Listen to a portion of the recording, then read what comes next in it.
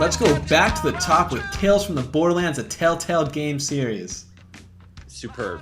I said that right. I'm really, really happy with myself right now. Every single Telltale game is a Telltale Game series. Why do they have to promote themselves in that most unsubtle of ways? Because I think they added the command prompt to their logos, where you could just push A to skip past them, so maybe people will forget that they made the game. I think they're just really, really proud of the fact that they're making games people care about. Again, I mean, this was a company, to be fair, that 5 years ago was selling all of their merchandise from like Sam and Max and stuff like $1 just to raise some capital, and now they're making a game of the year quality games, which I guess this one is, according to you.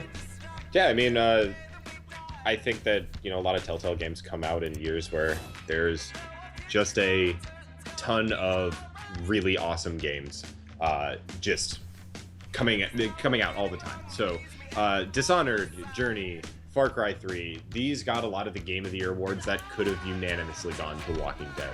And you look at 2015, there's The Witcher 3 and Metal Gear, and I think that, you know, some people think Life is Strange is up there. Tumblr does. Tumblr definitely does. I think games like Axiom Verge and Galaxy and N++ and Bloodborne is an easy one to forget because it came out so early. All these games are coming out this year, and I think it's going to prevent Tales from the Borderlands from getting maybe more than one Game of the Year award out there. But if this had come out last year, I think it would have been my favorite Game of the Year by a mile. Wow, even more than... I love Super Time Force. I really love that game. Yo, I didn't have to say it. I love Super Time Force. It probably wouldn't have been better than Super Time Force. I'll just STFU. They did that on purpose. I confirmed that. I think it was pretty obvious, Matt, but I'm glad you did. Now, so Tales from the Borderlands is 5 episodes long, which it tends to be par for the course for Telltale. I know some other episodic games are starting to get a little longer, 6 and 7 episodes we've been seeing. How long is each episode about? So they range anywhere from 2 hours flat to a little over 3. There's no like hour and 20-minute episodes here. I think 4 is probably the shortest. It took me like 2 hours, but 5 episodes, 11 and a half hours was, I think, my final playtime on Steam. That's respectable.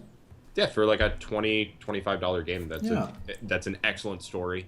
It's, you know, engaging. I mentioned in my review of the 5th episode that I think that this is like, if you're trying to find that game to show your girlfriend to make her understand why you like games, like this is a pretty good pick for that. I thought Bloodborne was that kind of a game.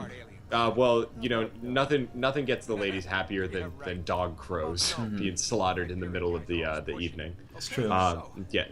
Shout out to dog crows. But I mean, it's just a really engaging, fun, sort of like quasi-Western heist story that, you know, just is full of characters that are easy to love, that continue to grow. And I think what Telltale's always been good at is the drama, but the fact that this is probably the funniest game since Stick of Truth, and the fact that it still maintains, some heavy-hitting emotional moments and some really intense action, I think that it shows that Telltale can, you know, do better than it has. Like, this is a developer that has not peaked. And I just think Tales from the Borderlands is not getting enough praise. It's a very special game. No, I think you've played every Telltale game with the exception of Jurassic Park because no one could play that since it was unplayable. I've not caught up in Game of Thrones, meaning that I haven't watched it, so I decided to forego their mediocre series. So speaking of that, there is a good, there might be 3 concurrent Telltale series this year. There's a lot going on. Are you surprised that it seems, with the exception of Game of Thrones, that their quality hasn't suffered because they're spread so thin?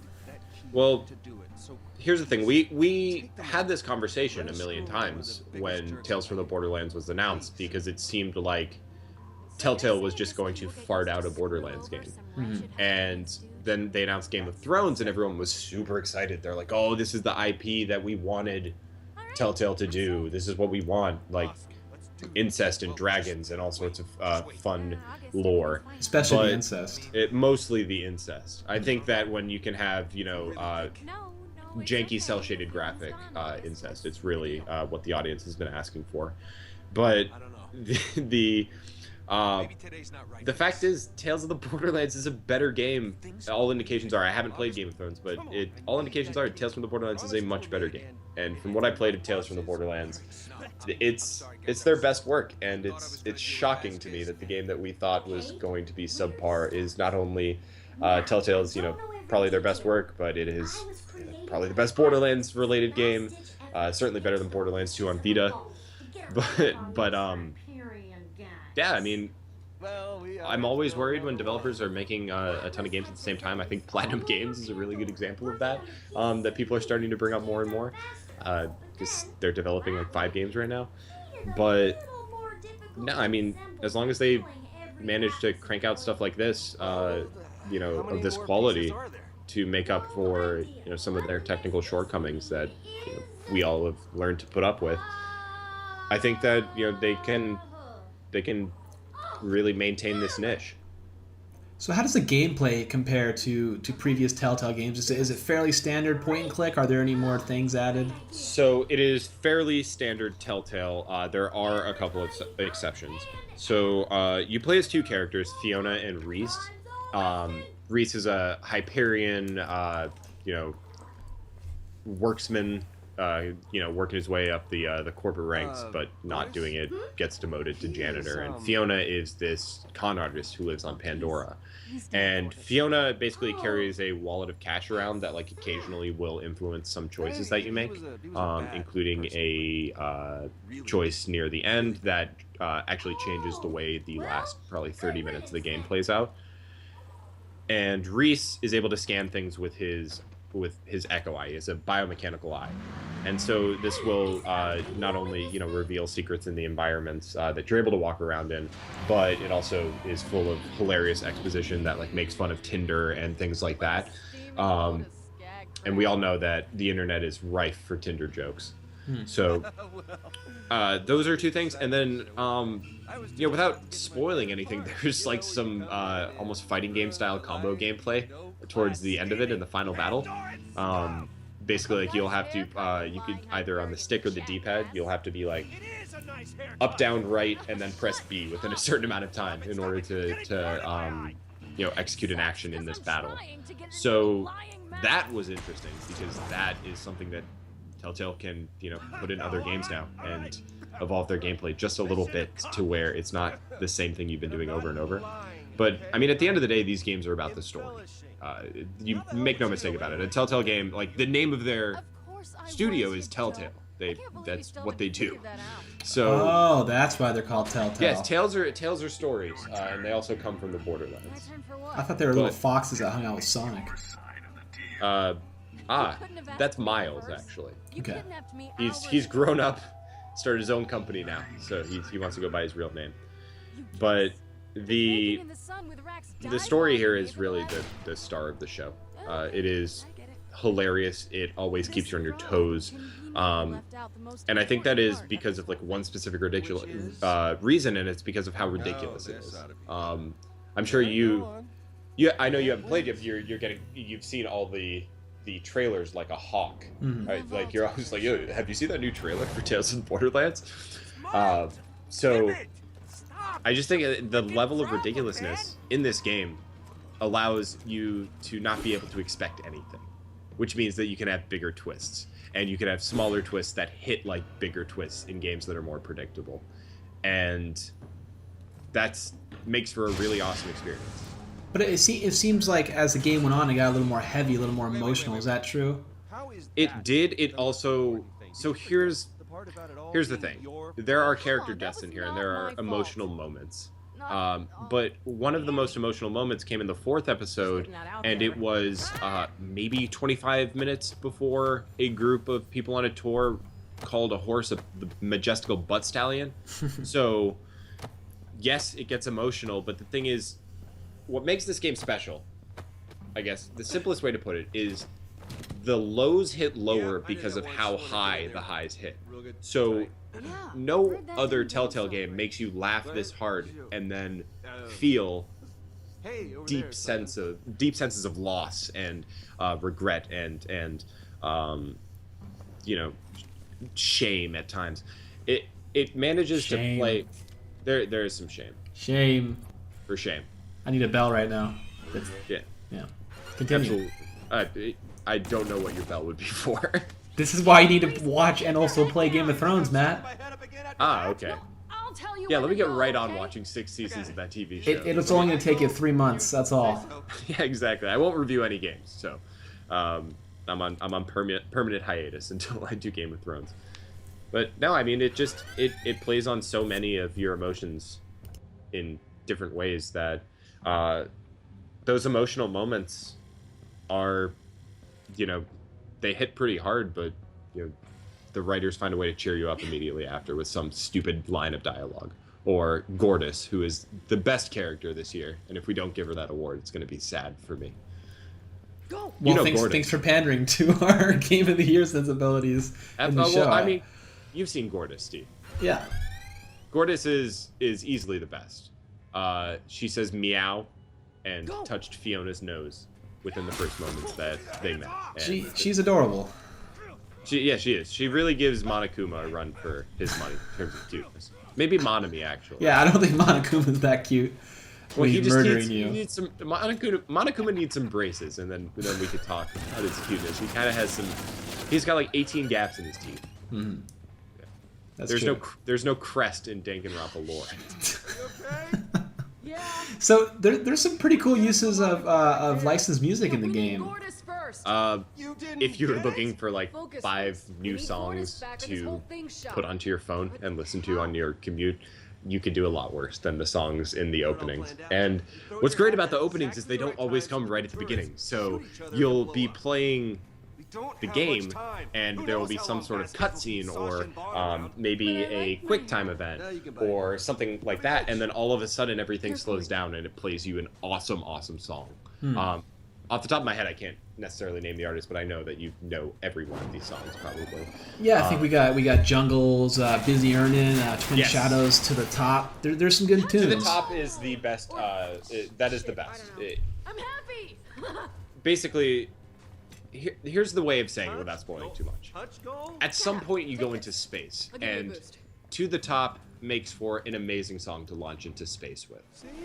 And it is absurd, and it knows exactly how dumb it is in that scene, and it's just the best. Like, Telltale has not used music better than this, for sure.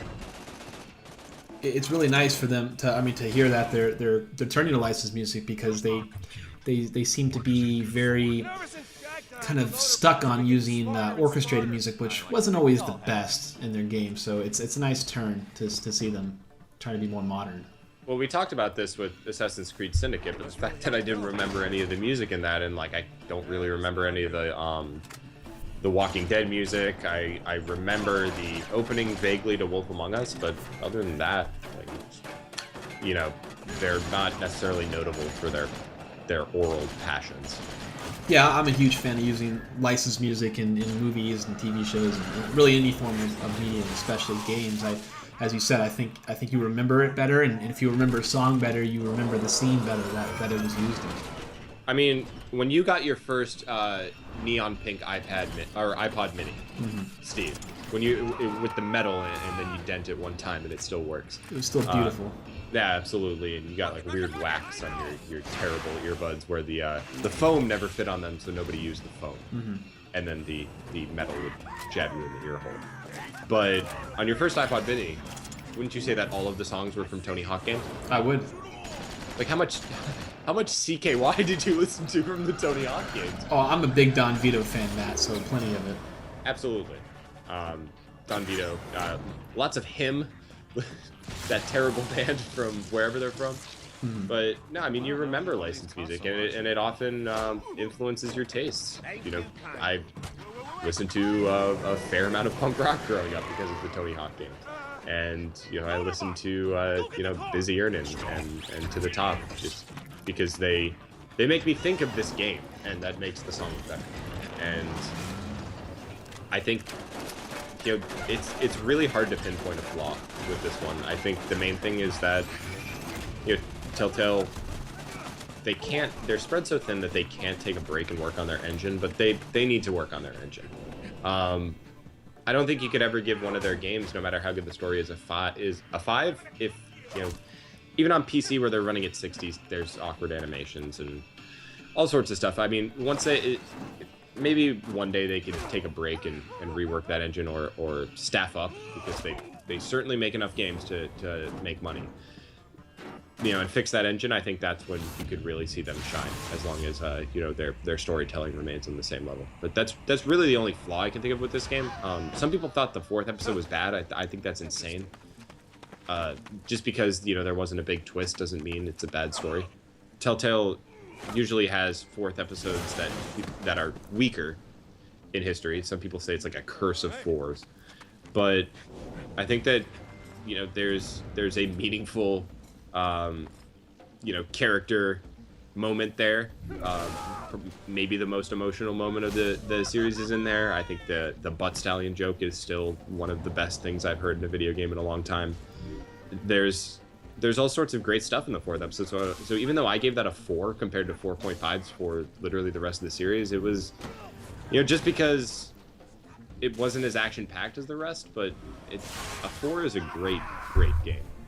So I really think that, like, you know, if Telltale's engine was a little better, this could be, you know, a really close to a perfect score for this. And it sounds like a great game regardless, which is now available for PC, PlayStation 3, PlayStation 4. Are you going to list all of these? See if you're going to be here for 25 minutes. Xbox 360, Xbox One, OS X, and of course mobile devices. It is not on it's on and OS iOS. X. It is on OS X, Matt. Linux? I don't think it's on Linux, no. Can I play this on my Nvidia Shield that I don't own? You cannot. You cannot do that. But yeah, it's available now. I think it's $24.99 for the complete saga, as I want them to call it. So I keep calling it that. And you can, of course, saga. You can read all of Matt's 5 reviews on hardcoregamer.com, and he's going to be doing a 6 full wrap-up review of the complete saga. So thanks so much, Matt, for joining us tonight. Oh, no problem. Awesome. Awesome! Awesome. Awesome!